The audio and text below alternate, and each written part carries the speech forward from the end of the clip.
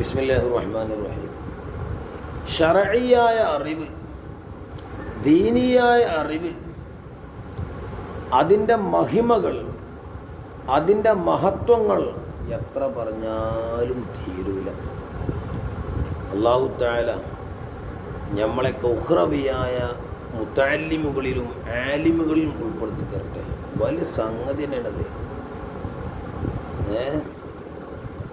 വഖദ് അഖാമൻ നബിയ്യു സ്വല്ലല്ലാഹു അലൈഹി വസല്ലം അൽ ഉലമാഅ മഖാമ നഫ്സിഹി.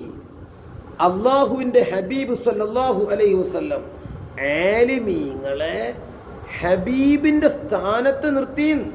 ചില ഹദീസിലെ പരാമർശങ്ങളാണത്. ഫഖാൽ, അങ്ങനെ ഹബീബ് പറഞ്ഞു, മൻസാറ ആലിമാ, വല്ലവനും ഒരു ഉഖ്റവിയായ ആലിമിനെ സന്ദർശിച്ചാൽ ഫകഅന്നമാ സാറനി, അല്ലാഹു മാഷാ അല്ലാഹ്, അവൻ എന്നെ പറഞ്ഞ ഹബീബിനെ സ്വല്ലല്ലാഹു അലൈഹി വസല്ലം എന്നെ സന്ദർശിക്കും പോലെയായി. ആലിമീങ്ങളെ കാണാൻ പോകണം, അവരെ എന്തിനാ പോന്നു? കാണാൻ പോന്നു പറയണം. വമൻ സ്വാഫഹ ആലിമൻ, ഒരു ആലിമിന് ഹസ്തദാനം നൽകിയാൽ, മുസാഫഹത്ത് നൽകിയാൽ, ഫകഅന്നമാ സ്വാഫഹനി സ്വല്ലല്ലാഹു അലൈഹി വസല്ലം, എന്നെ അഥവാ മുത്തുനബിയെ മുസാഫഹത്ത് ചെയ്തു പോലെയായി. കാരണം ആലിമിന് പണി എന്താ? ഇവിടെ ബിൽഡിംഗ് ഉണ്ടാക്കല്ല, അള്ളാഹുവിൻ്റെ വഹയിൻ്റെ ഇൽമ് പഠിക്കുക, അത് പഠിപ്പിക്കുക, മായം ചേർക്കാതെ. വമൻ ജാലസ ആലിമൻ, ഒരു ഉഖ്റവിയായ ആലിമുമായി കൂടെ ഇരുന്നു, സദസ്സിൽ പോയി ഇരുന്നു, ക്ലാസ്സിൽ പോയി ഇരുന്നു, ഫകഅന്നമാ ജാലസനി, എന്നോട് കൂടെ ഇരുന്നു പോലെ.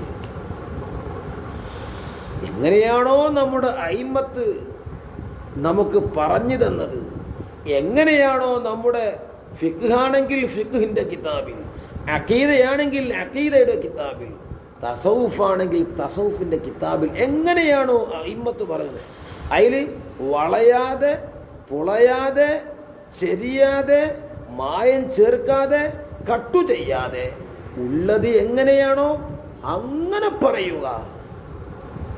അതാണ് ആലിമിൻ്റെ ധർമ്മം. അങ്ങനത്തെ ആലിമിൻ്റെ കൂടെ ഇരുന്നാൽ ഫകഅന്നമാ ജാലസനി, അവൻ എന്നോടുകൂടെ ഇരുന്നത് പോലെയാണ്. എന്നോടുകൂടെ ഇരുന്നെന്താ കാര്യം അറിയോ? വമൻ ജാലസനി ഫിദ്ദുന്യാ, വല്ലവനും എന്നോടുകൂടെ ദുനിയാവിൽ ഇരുന്നാലോ അജ്ലസഹുല്ലാഹു തആല മഈ യൗമൽ ഖിയാമത്തി ഫിൽ ജന്നാ, സ്വർഗത്തിൽ അന്ത്യനാളിൽ സ്വർഗത്തിൽ വെച്ച് എന്നോട് കൂടെ അള്ളാഹു അവനെ ഇരുത്തും. ഇതൊക്കെ ഇതിൻ്റെ കൂലിയ, സോക്രട്ടീസിൻ്റെ ഇൽമിൻ്റെ കൂലിയല്ല, വഹയിൻ്റെ ഇൽമിൻ്റെ കൂലിയ. ഇപ്പം നമ്മൾക്ക് എന്താ ചോദിക്കുക?